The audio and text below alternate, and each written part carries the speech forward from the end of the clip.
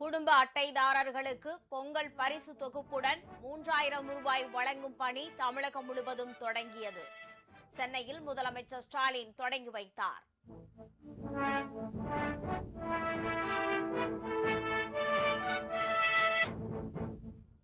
டெல்லியில் அமித்ஷாவுடன் பேசியது என்ன என்று எடப்பாடி பழனிசாமி விளக்கம். சசிகலா, ஓபிஎஸ்ஐ சேர்க்க வாய்ப்பே இல்லை என திட்டவட்டம்.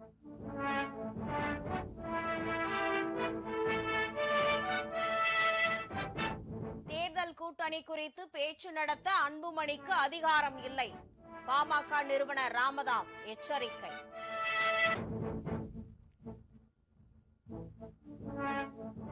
தமிழ்நாட்டின் 32 மாவட்டங்களில் இருந்து மென்பொருள் ஏற்றுமதி செய்யப்பட்டு வருகிறது.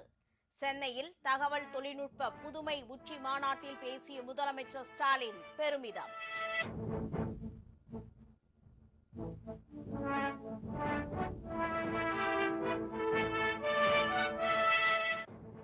பொங்கல் விழாவை முன்னிட்டு ஆம்னி பேருந்துகளில் அதிக கட்டணம் வசூலித்தால் நடவடிக்கை. தமிழக போக்குவரத்து துறை எச்சரிக்கை.